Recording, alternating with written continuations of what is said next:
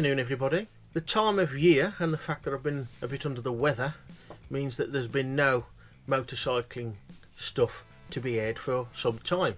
This one's a little bit out of sequence, although I have got a bit of an update one to do on Webley Mark II and Smelly. But this one, just a bit of a yak at you really. Regulars may remember last year's attempt at doing 1,000 miles in 24 hours, visiting all the national parks in England. The reason for that was to make it a little bit more, well, interesting really, than a motorway slog. However, it's very difficult, as I found out, to do it without it being a motorway slog. Those of you who haven't seen it, or if you want to watch it again, the link's down below in the description to last year's effort. From the top of my head, we were about 76 miles short, and I reverted to sort of a plan B, if you like, where I ended up skipping 3 and trying to complete it on the motorway alone at the end. But it was too late really by then, by the time I made that decision. The call of nature was much more great at the time. About 5 days ago I thought, right, I get to thinking about it, and I thought, right, how can we do it? Make it different, but not a motorway slog. Well, it's no real news, is it really? There's going to have to be more motorway. I'm not going to make it a total motorway slog, and in some parts like the south coast there ain't really any choice of anything other than A and B roads. The M4 is a possibility, but you'd have to divert off it quite a bit and head more or less directly south to get to some of the south coast national parks. So it's a bit of a trawl to and from the motorway anyway to get to those parks, so there's probably no benefit anyway. The downside to last year in the south coast area was the amount of traffic on the, if I remember right, A35 and A31, was it? It was only sort of mostly mid-afternoon to early rush hour. I suppose it's August and it's holiday time and it's the south coast. The only way around that really would be a different time of day. I may have to revert to plan B, as in chug it down the motorway within the speed limits, of course, because if you're not doing that, there's no point. It's, well, it's just wrong. It's wrong legally and it's just wrong morally. We want to do it fairly and safely. So again, it'll be Webley Mark II.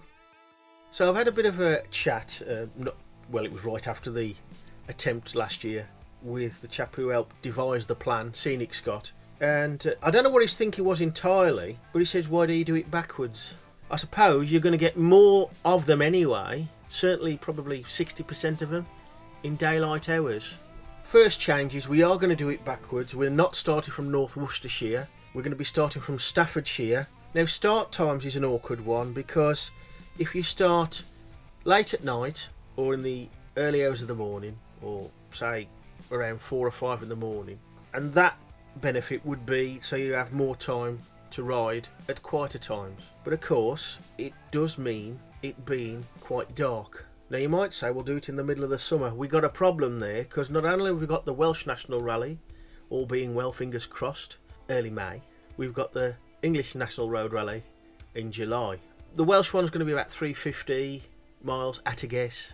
The English National Road Rally is going to be a 2-dayer again, so potentially 800 or so miles. But I don't really fancy doing a long haul there, a long haul in July, and say in between that, this 1024. So, one of the major problems is fitting it in, and the way I look at it, I think it's going to be August again, which means longer hours riding in the dark. I'm not going to start too early. As I said, you're going to be knackered before you start. So again, we're looking for about a 10 o'clock start. The ideas are as follows so far. By all means, chime in the comments below or on the Facebook page if you've got any more ideas to make it easier. Now, last year I had a quick look at the route in the same order, starting in North Worcestershire, finishing at the Peak District. With that, without too much of a tweak, and all things being equal and everything being crossed, I saved 45 minutes. Now, that ain't enough. I really need, I think, unless I do add a fair amount of motorway, I think I need an extra 3 hours. So it's going to be a struggle to get that.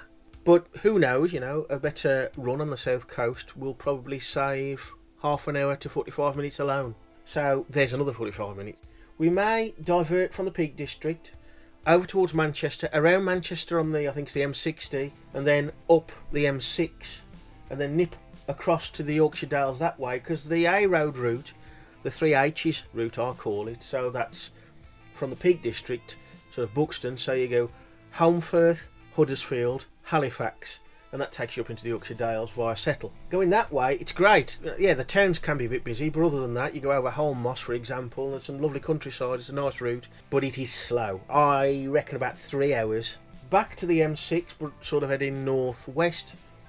Lake District. Back to the M6 again, which is going to be really what I did last year, but in reverse. Across to Northumberland. I'm doing this off the top of my head, folks. Then down to the North York Moors via the A1M, which was the same as last year, again in reverse. Then it's one of the two big slogs from the North York Moors down to the Norfolk Broads, down to the M25, around that, and then down to the South Downs. Very short one the next, New Forest, a little bit longer then to Dartmoor, a fairly short one to Exmoor, where we then get back to the M5 and finish off somewhere on the M5. Other things I'm going to tweak, I'm going to plan the fuel stops more. Now last year, in and around the North Yorkshire Moors, none of the petrol stations open at Pickering, there's 2. I didn't expect them to be open, so basically stopped here and there, just topping up as I went, giving me a full tank near enough by the time I left Pickering and across the moors. Reducing the stops by planning them more for fuel will mean less stops, and it is a faff. Every time you take a picture of your receipt, you take an incredible amount of time really for what you're doing. You've got to stick it somewhere so it don't blow off, hence my little sort of clipboard I made. Take a picture, take several just in case, make note of it. That's if you're going to send it all off to the IBA for official clarification. One of the things I forgot, which is so basic, is ridiculous, a torch for reading your route cards. And okay, you've got a torch on your phone, but you've got to get it out. I want to save the battery, although I have got a USB socket now on Webley Mark II. So the idea is to just take a head torch and pin it to your jacket, so you just switch it on, read and carry on, instead of having to find a decent street lamp to park under in the hours of darkness. Of course there's going to be more motorways, I've already said that, but there will be more A roads too. I think the A19 comes into it quite a bit, which should pick up the average speed. The killer is that South Coast section, the South Downs, New Forest. Last year the M25, getting to the M25 and after the M25 weren't a problem. It was getting along the South Coast. People got out of the way, which was great. Let's say we'll be in the vicinity of the South Coast, let's be optimistic, around about 3 or 4 in the morning. That's a 4-hour trip from the Broads to the South Downs. I need really to be leaving Exmoor, my last national park, around about 7 in the morning, and hope, this is another problem with timings, hope the traffic around about Bristol, so that the junction with the M5, M4 isn't too bad around rush hour. Well, that's it for now, folks, and I'll leave you with last year on the English National Road Rally, where Webley broke the mount and the camera, the old GoPro camera, went bouncing down the A10. Well, she broke the mount on the 1024, but with less disastrous consequences. Bye for now.